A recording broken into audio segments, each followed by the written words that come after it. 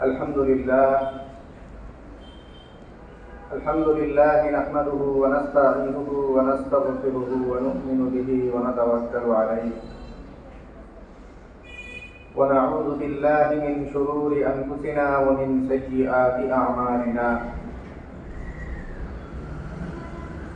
من يهده الله فلا مضل له ومن يضلله فلا هادي له ونشهد أن لا إله إلا الله وحده لا شريك له ونشهد أن سيدنا ومولانا محمدا عبده ورسوله صلى الله عليه وعلى آله وأصحابه وبارك وسلم. أما بعد فأعوذ بالله من الشيطان الرجيم. بسم الله الرحمن الرحيم. هو الذي أرسل رسوله بالهدى ودين الحق ليظهره على الدين كله ولو كره المشركون. وقال الله سبحانه وتعالى: إن الدين عند الله الإسلام. وقال رسول الله صلى الله عليه وسلم: من قال لا إله إلا الله دخل الجنة. اللهم صل على محمد وعلى آل محمد كما صليت على إبراهيم وعلى آل إبراهيم إنك حميد مجيد. اللهم بارك على محمد وعلى آل محمد كما باركت على إبراهيم وعلى آل إبراهيم إنك حميد مجيد. سبحانك لا علم لنا إلا ما علمتنا إنك أنت العليم الحكيم. মহান আল্লাহ পাক রব্বুল আলামিনের দরবারে অসংখ্য শুকরিয়া জ্ঞাপন করছি,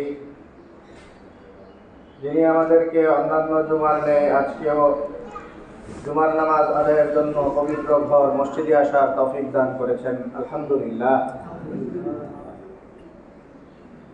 মুহতারাম হাজিরিন, আমরা মোটামুটি সবাই অবগত আমাদের এই দেশকে বিগত কয়েক মাস যাবৎ যেইভাবে অস্থিতিশীল করার অপচেষ্টা আমরা দেখতেছি, এর মধ্যে অন্যতম একটি অপচেষ্টা গত কয়েকদিন যাবৎ পরিলক্ষিত হচ্ছে।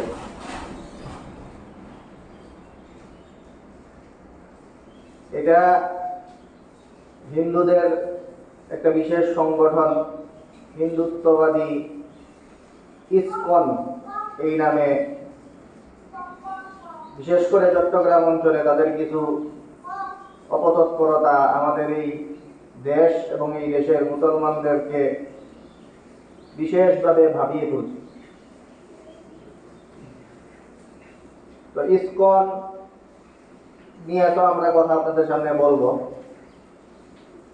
তো একটা অদ্ভুত কথা আমরা শুরুতেই বলি আপনাদেরকে, ইসকনের বিরুদ্ধে, ইসকন কেন এই দেশে থাকা দরকার নাই, এদেরকে কেন সরিয়ে দিতে হবে, এইসব কথা বলার আগে ইসকনের পক্ষে একটা কথা বল। ইসকন আমরা যখন আপনাদের সামনে আলাপ করব, তখন আপনাদের সামনে এই কথাটা আমরা বলবো যে আমাদের মুসলমানদের দৃষ্টিতে যারা ইসলাম ধর্মকে ভালোবাসেন, ইসলাম ধর্ম এটা বিজয়ী হোক, ইসলাম ধর্ম দেশের মধ্যে ইসলাম ধর্মের পতাকা উড্ডীন হোক, এই জিনিসগুলি যাদের ভালো লাগে এরা তো ইসকনের পতন চাইবেই, ইসকন যেন নিষিদ্ধ হয়, এই জিনিসগুলি তো তারা সকলেই মনে মনে কামনা করবে। পাশাপাশি আমাদের দেশের মানুষজন যারা ধর্ম ব্যাপারে অতটাই না, শুধু দেশের কি আইন আছে, ওই যে এই আইন কি ধর্মের সাথে মিলে না না মিলে, ওগুলোর কোনো বালাই নাই। শুধু ধর্মীয় দিক ছাড়া শুধু দেশীয় চিন্তায় আর দেশের সংবিধান, দেশের আইন এইসব নিয়ে যারা কথা বলেন তাদের দৃষ্টিতেও ইসকন একটা খারাপ সংগঠন হিসেবে পরিচিত। তো দুইটা ব্যাপার, একটা হলো মুসলমান যাদের মধ্যে ধর্মীয় আবেগ আছে এদের কাছে ইসকন খারাপ, আবার পাশাপাশি আমাদের এই ধর্মীয় যারা বক্তব্য দিবেন এদের জন্য এখন একটু সুবিধা হয়েছে। সুবিধাটা হইল যে ধর্মীয় দৃষ্টিভঙ্গি থেকে কথা বললে তো ইসকনের বিরুদ্ধে বহু কথা বলার জায়গা আছে। ধর্মীয় দিক বাদ দিয়া খালি দেশীয় আইন নিয়ে যদি আমরা কথা বলি, দেশের সাধারণ যে সংবিধান ইত্যাদি সব বিষয় নিয়ে কথা বললেও ইসকন একটা খারাপ সংগঠন। তো এই জিনিসটা আমাদের আবার অতটা ভালো লাগে না, কারণ ইসকন দেশের কাছে খারাপ যেই কারণে, যদি আপনারা কেউ এই মুসলমান কোন সংগঠন দায়ী হয়, যে মুসলমান সংগঠনগুলি ইসলামের বিজয় চায়, ইসলামের দাওয়াত প্রসারিত হোক এটা চায়, অন্য ধর্মের মানুষের কাছে গিয়া দাওয়াত দিয়া মুসলমান বানায়, এই কাজগুলি করে, ওরকম কোনো সংগঠন যদি মুসলমানদের মধ্যে তৈরি হয়, আমাদের দেশের লোকজনের কাছে দেশের সংবিধানের, দেশের আইনে মুসলমানদের এই সংগঠনও খারাপ সংগঠন হয়ে যাবে। কারণ আমাদের দেশ বা সারা পৃথিবীর আইন এত বাজে হয়ে দাঁড়াইছে এখন যে কোন ধর্ম এই ধর্মের প্রচারণা চালাইব, এই ধর্ম অন্য ধর্মের চেয়ে আগায়া যাক, এই ধর্মের মানুষের মধ্যে অন্যান্য ধর্মের মানুষকে ধর্মান্তরিত করে আমাদের ধর্মে নিয়ে আসি, মানুষের মধ্যে এই ধরনের কাজ চলুক, এটা দেশের দুনিয়ার কোনো আইন এখন আর চায় না। এরা কথা হইলো যে ধর্মীয় দাওয়াত দেওয়ার দরকার নাই, যার যার ধর্ম লয়ে থাকো, যেই মানুষের যেটা ভালো লাগে করো। তো ইসকন খুব ভালো একটা কাজ করে। এরা যেহেতু হিন্দুর হয়ে কাজ করে, জিনিসটা শেষ পর্যন্ত আর ভালো না, কিন্তু এদের চিন্তা চেতনাটা খুব ভালো যে আমরা যেই ধর্ম মানি এই ধর্মের প্রসার ঘটাইতে হইব, এই ধর্মের দাওয়াত দিতে হইব, এই ধর্মে অন্য ধর্মের মানুষের আইন না এই ধর্মে ঢুকাইতে হইব, এই ধর্ম যেন প্রচারিত হয়, এই ধর্মের বিরুদ্ধে কেউ বললে তার বিরুদ্ধে আমাদের ব্যবস্থা নিতে হইব, এবং এই ধর্মের বিরুদ্ধে কেউ লড়াই করলে তার বিরুদ্ধে প্রয়োজনে লড়াই করতে হয়।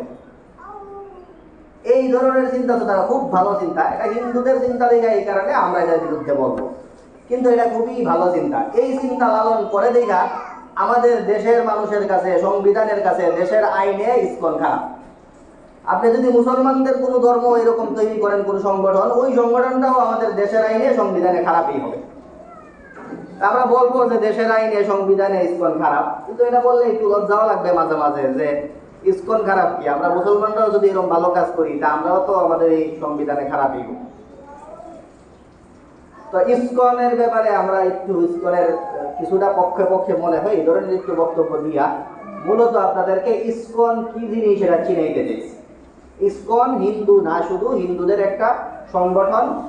আর যেহেতু যেই কাজ করে আপনাদের আমরা বললাম যে এরা ধর্মান্তরিত করে, হিন্দু ধর্মে অন্যদের আনে, হিন্দু ধর্মের লোকরা কেউ নিতে চাইলে এর বিরুদ্ধে অ্যাকশনে যায়, এই যে কাজগুলি করে, এই কাজগুলি যেই করুক, হিন্দুরা করুক, মুসলমানও যদি করে, যে কেউই করে, আমাদের এই পাংশে আইন, ফালতু এই দেশীয় আইন, সংবিধান, এগুলোর কাছে এই কাজগুলি যারা করে তাদেরকে উগ্রবাদী বলা হয়।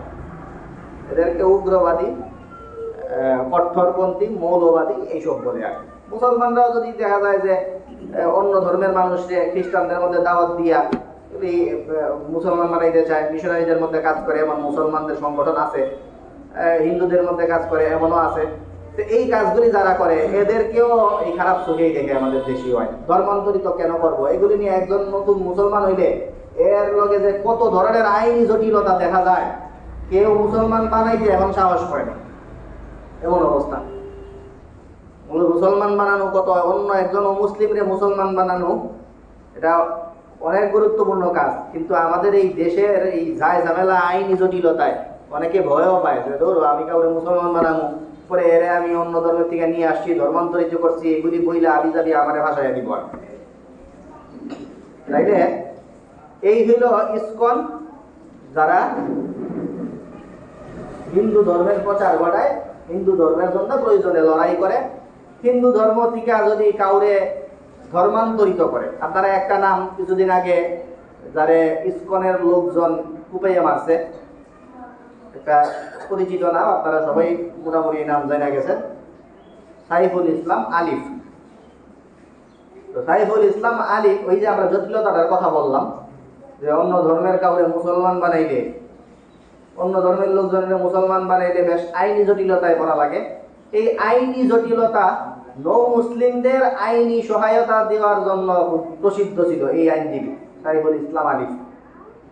তো নৌ মুসলিমরে আইনি সহায়তা দেয়, এর মানেটা হইল এই লোক ইসকনের গায়ের কাটা। কারণ ইসকনের লোকজন এটা সহ্য, ইসকনের লোকজন তো একে তো হইল এরা একদম ওই নিরামিষ মার্কা হিন্দু না। আমরা যেমন নিরামিষ মার্কা মুসলমান হইতে না বলি, আপনি মুসলমান হয়েছেন, আপনি ইসলামের প্রচার করেন, দাওয়াত দেন, অন্যদেরকে ইসলামের ছায়া দলে নিয়ে আসেন, ইসলামের বিরুদ্ধে কেউ কথা বললে আপনি সেটার প্রতিবাদ করেন। তো ইসকন হইল এই ধরনের নিরামিষ মার্কা হিন্দু না, এরা হইল চেতনাধারী হিন্দু।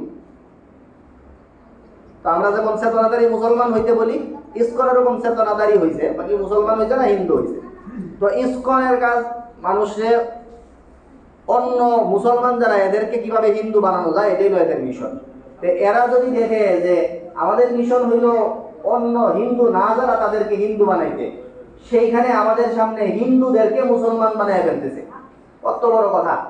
সেই হিন্দুদেরকে মুসলমান বানাইতেছে, আবার সেই হিন্দুদের মুসলমান বানানোর ক্ষেত্রে আইনি জায় ঝামেলা যারা করে, এই আইনি জায় ঝামেলা মীমাংসা করার জন্য এই সাইফুল ইসলাম আলিফরা এরা সহায়তাও করে। তো এই কারণে চক্ষুশূল হয়ে দাঁড়াইছে ইসকনের এই সাইফুল ইসলাম আলিফরা, যেই কারণে বহু আগে থেকেই এরা টার্গেটে ছিল। তো একটা ইস্যুতে আমরা মনে করি, বাকি আমরা এই জুমার বয়ানে বইলা ওই আওয়ামী লীগ এই কাজ করতেছে, আসলে ঠিক আছে হয়তো বা করতেছে, কিন্তু আওয়ামী লীগ করুক বা বিএনপির বিরুদ্ধে করুক, কার বিরুদ্ধে করুক, ওটা আমাদের মূল বক্তব্য না, ওটা মনে হয় আর কি। কারণ আমরা ইতিহাস ঘাটলে দেখি এই যে ইসকনের, তাও আবার দুটো জিনিস আমরা শুনতে আছি বহিষ্কৃত বলে ইসকন থেকে, যেটাই হোক, এই চিন্ময় যে এই লোকটা যারা গ্রেফতার করা হয়েছে দেশ বিরোধী অপরাধ, জাতীয় পতাকা অবমাননা ইত্যাদি বিভিন্ন কারণে তারা গ্রেফতার করা হয়েছে। তো তারে গ্রেফতার করার পর থেকেই হলো মূল নাটকটা শুরু। এই লোকটারে যে গ্রেফতার করা হয়েছে, এই লোকটারে গ্রেফতার হওয়ার পরে ভারত থেকেও আওয়াজ উঠছে যে বাংলাদেশে হিন্দু ধর্মগুরু তারে ধরে ফেলছে, হিন্দুদের উপরে নির্যাতন চলতেছে। এরপরে হিন্দুরা আবার এই বিক্ষুব্ধ হইয়া মুসলমান আইনজীবীরে হত্যা করছে। তো এই যে ঘটনা, এগুলি তো এর চেয়ে বড় ঘটনা তো এই দেশে ঘটছে। হিন্দুদের চিন্ময় এই লোকের ধরার আগে কয়জনে চিনত, অথচ বাংলাদেশের মার্কামারা হিন্দু, বাংলাদেশের প্রধান বিচারপতি হয়ে গেছিল এস কে সিনহা, এই লোকের কত নির্যাতন করছে, দেশ থেকে বিতাড়িত করছে, সারা দেশের আলোড়ন সৃষ্টি করছিল হত্যাকাণ্ড, কি যেন নাম, অভিজিৎ হত্যাকাণ্ড। তো ওরকম প্রচুর ঘটনা আমরা জানি বিগত সরকারের শাসন আমলে ঘটছে, যে ঘটনাগুলো এই চিন্ময়কে গ্রেফতার করার চেয়ে বড় বড় ঘটনা, যেগুলোতে ভিকটিম ছিল হিন্দুরা। হিন্দু লোকজনকে মাইরা ফেলা হয়েছে, একদম রাস্তায় কুপায়া মারছে। এই যে অভিজিৎ না বিশ্বজিৎ, কি যেন, বিশ্বজিৎ মনে হয়, বিশ্বজিৎ, হ্যাঁ বিশ্বজিৎ, এই রাস্তায় কুপায়া ফেলছে। এরপরে প্রধান বিচারপতি হয়ে গেছিল হিন্দু, এই লোকরে দেশেই রাখতে দিছে না। ওরকম প্রচুর ঘটনা ঘটছে যেখানে হিন্দুরা নির্যাতনের শিকার হয়েছে। কিন্তু বিগত এই এত বছর শাসন আমলে ভারত থেকে আওয়াজ উঠছে না যে বাংলাদেশে হিন্দুরা খুব বিপদে আছে। এর চেয়ে ছোট ছোট ঘটনা এখন ভারত থেকে আওয়াজ উঠে। এই কারণে আমরা আশঙ্কা করি এইটার মধ্যে রাজনৈতিক কিছু খেলা আছে। তো রাজনৈতিক খেলা থাকলেও খেলা খেলুক, রাজনীতি যারা করে এরা খেলবে, এটা স্বাভাবিক, আপনিও খেলবেন, এরাও খেলবেন। তো রাজনৈতিক খেলা খেলবে। আমাদের কথাটা হইলো যে ধর্মীয় যেই বক্তব্যটা, সেটা হইলো আমাদের এই মুসলমান দেশে, যেই দেশগুলোতে মুসলমানরা এরা ইসলামী বিধান এগুলো সমুন্নত মুসলমান দেশ হিসাবে পরিচিত, এই দেশগুলোতে সর্বোচ্চ যেটা হয় সেটা হলো অমুসলিম যারা এরা নিরাপদে থাকতে পারে, এরা যেন কোনো ক্ষয়ক্ষতি না হয়, এদের জন্য কোনো সমস্যা না হয়, সেগুলো দেখা প্রশাসনের দায়িত্ব। তো অমুসলিম যারা এরা নিরাপদে তাদের ধর্মকর্ম পালন করবে এটা। কিন্তু কোনো মুসলমানকে এরা ইসলাম ধর্ম ত্যাগ করার জন্য বলবে, এই সুযোগ দেওয়া হবে না। এটা হলো যেখানে মুসলমানরা ইসলামী যেখানে আইন চলে, যেখানে মুসলমানরা বসবাস করে, মুসলমানদের সংখ্যাগরিষ্ঠতা, মোট কথা আমরা এটা বলতে পারি ইসলামী রাষ্ট্র। যেটা আলহামদুলিল্লাহ এখন পর্যন্ত ইসলামী বাংলাদেশের রাষ্ট্রীয় ধর্ম হিসেবে ইসলাম আছে, এই জন্য আমরা এই কথাগুলি খুব সাহসের সাথে বলতে পারি যে আমাদের এইসব দেশে যেগুলোতে রাষ্ট্র ধর্ম হিসাবে ইসলামী স্বীকৃত, এইসব জায়গায় ঠিক আছে আমরা এটা বারবার স্বীকার করছি। খালি আমাদের এই বড় বড় আলেম সেলিব্রিটিরা, ধর্ম উপদেষ্টারা, এরা কেন বলবে যে আমরা মন্দির এগুলি পাহারা দিব, এগুলি আমাদের খারাপ লাগতো, এইটুকুর বিরোধিতা আমরা করছি। বাকি এই কথাটা আমরা বরাবরই মেনে আসছি যে প্রশাসনিকভাবে এরা সাপোর্ট পাবে, প্রশাসন এদেরকে নিজেদের ধর্মীয় যেই উপাসনালয় ওগুলো রক্ষার নিরাপত্তা দিবে, ওগুলোতে এরা যেই ধর্মীয় কার্যকলাপ আছে এগুলি করবে। কিন্তু মুসলমান সমাজে ঢুকা মুসলমানদেরকে অমুসলিম বানাবে, এই সুযোগ তাদেরকে দেওয়া যাবে না। তো সেইখানে ইসকন কি করলো, যেখানে মুসলমানদেরকে অমুসলিম বানানোর সুযোগ দেওয়া যাবে না, সেখানে ইসকন মুসলমানদেরকে তো অমুসলিম বানাচ্ছেই, মুসলমানদেরকে অমুসলিম বানাইতেছে তো বটে, পাশাপাশি সেইখান থেকে আবার যদি ফিরে আয় না মুসলমান বানাইতে চায়, অথবা অন্য কাউকে মুসলমান বানানোর জন্য কেউ চেষ্টা করে, এর বিরুদ্ধে পর্যন্ত লাগে। এর বিরুদ্ধে লাগে এমন লাগতে লাগতে তো একজন এই আইনি সহায়তা দিত, এরকম একজনকে হত্যাই করে ফেললো, অনেক বড় অপরাধের অন্তর্ভুক্ত এটা। তো এই ধরনের অপরাধগুলি এরা সংগঠিত করছে, যেগুলি আমাদের ধর্মীয়ভাবে আমরা কখনো এগুলিকে স্বীকৃতি দিতে পারি না। রাষ্ট্রীয় আইনে আমরা এখন যেহেতু আমরা চাই ইসকন নিষিদ্ধ হোক, এই কারণে হয়তো রাষ্ট্রীয় কথাগুলি আমরা ব্যবহার করব যে রাষ্ট্রীয় আইনেও আমাদের সংবিধান মতেও ইসকন এবং ইসকনের সাথে জড়িত ব্যক্তিবর্গ দেশদ্রোহী, রাষ্ট্রদ্রোহী অপরাধ করছে। রাষ্ট্রদ্রোহিতার অপরাধ করার পাশাপাশি এরা অনেক ধরনের ফৌজদারি আইন লঙ্ঘন করছে, যেগুলোর কারণে এরা শাস্তি পাওয়ার উপযুক্ত। বাকি আমাদের ধর্মীয় লোকজনের বক্তব্য হইল যে ধর্মীয় দৃষ্টিকোণ থেকেও এরা আমাদের এই মুসলমান সমাজে বসবাস অযোগ্য বহু কাজ করছে। এই কারণে এই ইসকনকে হিন্দুত্ববাদী আমরা অকপটেই এখন তাদেরকে সন্ত্রাসী সংগঠনই বলবো।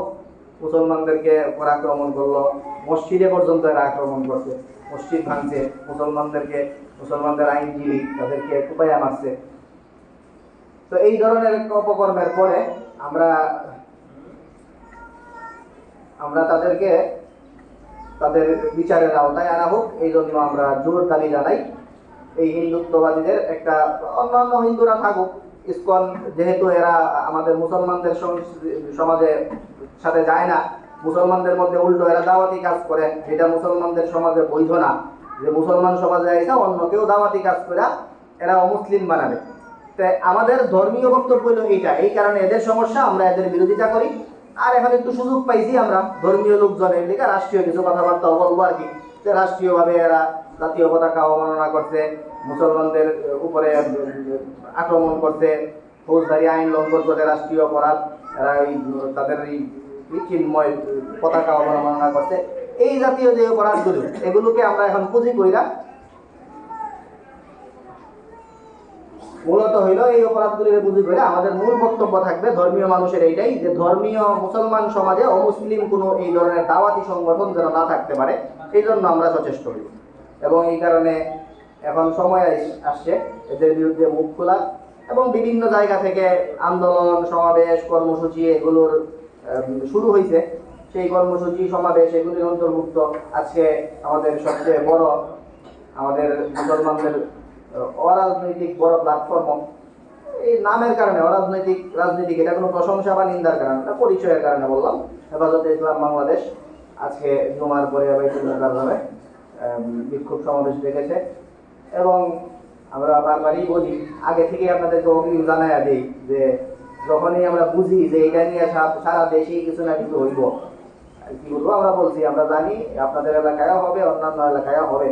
তো যখন হবে আপনারা এগুলিতে অংশগ্রহণ করবেন, এবং এগুলোতে অংশগ্রহণ করার পাশাপাশি আপনারা নিজেরা অন্যান্য নির্দিষ্ট জায়গা থেকে এগুলোর বিরুদ্ধে লেখালেখি, এগুলোর বিরুদ্ধে মানুষকে বোঝানো ইত্যাদি কাজগুলি করবেন। আমাদের ভৈরবে ইমাম ওলামা পরিষদের পক্ষ থেকে এখন পর্যন্ত কোনো উদ্যোগ নেওয়া হয়নি। কোনো একটা সংগঠন, খেলাফত মজলিস সম্ভবত নাম, তাদের পক্ষ থেকে হয়তো আজকে বিক্ষিপ্ত একটা কর্মসূচি আছে বাস স্ট্যান্ডে। আর বিশেষ করে ইমাম ওলামা পরিষদের পক্ষ থেকে যখন আনুষ্ঠানিক ইয়ে করা হবে বড় করে, তখন আপনারা সবাই এগুলিতে অংশগ্রহণ করবেন। এই হলো আপনাদের কাছে আমাদের চাওয়া। তো ইসকন নিয়ে এই পর্যন্ত আপনাদের এই ধরনের এই কথাগুলি বললাম। ইসকন এটা সর্বশেষ, এটার আরেকটু পরিচয় আপনাদের সামনে দিই। আপনারা এই হিন্দুদের তো আসলে পরিচয় কি দিব, মুসলমানদের তো এক আল্লাহ, আল্লাহ তাআলাকে কেন্দ্র করে নবী সাল্লাল্লাহু আলাইহি ওয়াসাল্লামের আদর্শ অনুযায়ী মুসলমানদের জীবন পরিচালিত হয়। হিন্দুদের পরিচয় দিতে গেলে এদের পরিচয় ঠিক নাই, তো এরা দেবতারও অভাব নাই। এদের একটা দেবতা কৃষ্ণ, এই কৃষ্ণকে কেন্দ্র করে গড়ে উঠছিল এই সংগঠনটা। ইসকন মানে এই শুরুতে ইন্টারন্যাশনাল সোসাইটি বা কিছু হবে, আর মাঝখানে ইসকনের এনআরসি আছে, ওইটা হলো কৃষ্ণ। তো এই কৃষ্ণকে কেন্দ্র করে আন্তর্জাতিকভাবে এদের সংগঠন 1966-র দিকে আমেরিকায় সম্ভবত এটার গোড়াপত্তন হয়েছে। কি স্বামী ভুবনেশ্বর প্রভুপাদ বাকি ওরকম নাম এই লোকে। তো এটা এই কারণে অনেকে আবার একটু খুচালুলা দেয় যে আমেরিকার তৈরি সারা দেশে পৃথিবীতে ধর্মীয় দাঙ্গা লাগানোর জন্য, এগুলোর জন্য আমেরিকাই হয়তো এগুলি বানাইছে। তো আমেরিকাতেই হয়েছে আর কি এটা। আচ্ছা, যেখানেই হোক, যেভাবেই হোক, আমরা এদের কর্ম দিয়ে বিচার করি। হিন্দুত্ববাদী সংগঠনগুলো, হিন্দুরা যেখানে বিজয়ী, ভারত বা হিন্দুদের যেই জায়গাগুলো, ওইখানে হিন্দুরা তাদের কাজ যেভাবে ইচ্ছা সেভাবে করুক। ওইসব জায়গায় তো আমরা গিয়ে নাক গলাই না। মুসলমানদের থেকে আমরা উল্টা আরো বারণ করি যে যেখানে মুসলমানরা বিজয়ী না, উল্টা ইমান হরণের আশঙ্কা আছে, যেই জায়গায় হিন্দুরা বেশি ওই জায়গায় হিন্দুরা দাওয়াত দিতে পারে। যেখানে খ্রিস্টান বেশি এই কারণে খ্রিস্টানরা ওইখানে দাওয়াত দিতে পারে, ইহুদি বেশি ইহুদি দাওয়াত দিতে পারে। এই জন্য আপনাদের সামনে আমরা বহুবার বলছি যে বিদেশে যাওয়া ও মুসলিম কোনো দেশে যাওয়া এটা জায়েজই না, বহুবার কইছি। কারণ এখানে ইমান হারাইতে পারেন আপনি, ইমান হারাইতে পারেন, আপনি হারাইবেন আমরা বলতেছি না, কিন্তু ইমান হারানির পথ ওইখানে খোলা আছে, যেহেতু অন্য ধর্মের লোক আপনারা দাওয়াত দেওয়ার চান্স আছে এখানে। সেজন্য মুসলমান সমাজে বসবাস করতে হয়। তো মুসলমান সমাজে বসবাস কি কারণে করবেন? মুসলমান সমাজেও যদি আপনারা অন্য বাহিরের অন্য ধর্মের কেউ দাওয়াত দেয়, আর বাইরে গেলে সমস্যা কি? মুসলমান সমাজে বসবাস আমরা এই কারণেই বলি, অন্য ধর্ম যেখানে বেশি বসবাস ওইখানে যাওয়া জায়েজ নাই, এই কারণেই বলি। কারণ মুসলমান সমাজে বসবাস করা নিরাপদ। কেন নিরাপদ? কারণ মুসলমান সমাজে অমুসলিম কেউ, এরা তো এমনি নিজেরাই কোন ভাষা থাকবে, এরা নিজেরা কোনো রকম নিজেদের ইবাদত বন্দেগী, নিজেদের মূর্তির কি মন্দির টন্দির এগুলিতে করবে। এরা তো মুসলমানদের মধ্যে আইসা দাওয়াতি কাজ কইরা আপনারে অন্য ধর্মের দিকে ডাইভার্ট করার চেষ্টা চালাইতে পারবে, এই প্রশ্নই ওঠে না। এই কারণেই মুসলমান সমাজে বসবাস করা নিরাপদ। ইসকনরা যদি থাকে তাহলে আমরা বিদেশে যাওয়া যেমন না যায়, তখন আমাদের কোন লাগবে যে বাংলাদেশেও মুসলমানদের থাকা না যায়। কারণ যেই কারণে না যায়, আপনার ধর্ম হুমকির মুখে। ইসকন থাকলে তো এই দেশে মুসলমানদের দেশেও মুসলমানরা হুমকির মুখে। মুসলমান সমাজে মুসলমানরা বাস করবে, এই কারণেই পারতপক্ষে অন্য জায়গায় যাবে না, এই কারণেই যেন তার ইমান আমল হেফাজত করতে পারে। কিন্তু মুসলমান সমাজের ভিতরেই যদি অন্য ধর্ম দাওয়াতি কাজ করতে পারে, তাহলে তো আর ইমান আমল হেফাজত থাকলো না। এই জন্য মুসলমানদের ধর্মীয় রীতি এইটাই যে অন্য ধর্মের লোকেরা সর্বোচ্চ বাস করতে পারবে, এরা এদের কার্যক্রম নিজেরা নিজেরা পরিচালিত করতে পারবে, কিন্তু অন্য মানুষের মধ্যে, সাধারণ মুসলমানদের মধ্যে এরা আসতে পারবে না, এদেরকে তাদের ধর্মের দিকে ডাকতে পারবে না। এই জন্যই মুসলমানরা মুসলমান দেশে নিরাপদ। কিন্তু এই মুসলমানদের দেশে যদি নিরাপদ থাকতে চায়, আমরা যদি আমাদের ইমান আমলের হেফাজত করতে চাই, তাহলে অমুসলিম দাওয়াতি সংগঠনগুলোকে এই দেশে থাকতে দেওয়া যাবে না। সেই ধারাবাহিকতায় ইসকন হোক, খ্রিস্টান মিশনারি হোক, যেই কোনো ধর্ম যারা দাওয়াতি কার্যক্রম করে, এরা মুসলমান দেশে নিষিদ্ধ হওয়া লাগবে, এটা আমাদের ধর্মীয় দাবি। পাশাপাশি ইসকন ধর্মীয় দাবির পাশাপাশি এখন রাষ্ট্রীয় দাবি হয়ে দাঁড়াইছে। তো একটু সহজ হয়েছে আর কি, রাষ্ট্রীয় দাবি ধর্মীয় দাবি দুইটা এখন একাকার। এই সুযোগ, এটা বড় একটা সুযোগ, এই সুযোগে আমাদেরকে ইসকনকে দাঁড়াতে হবে। তো ইসকন দাঁড়ানোর জন্য আমরা আমাদের সর্বাত্মক চেষ্টা অব্যাহত রাখবো। আল্লাহ পাক রব্বুল আলামিন আমাদেরকে এবং আমাদের দ্বীন এবং ধর্মকে হেফাজত করার যাবতীয় ব্যবস্থা গ্রহণ করার তৌফিক দান করুন। আলহামদুলিল্লাহ, সামনে জায়গাগুলি পূরণ করি, তারপরে আমরা চলে যাবো।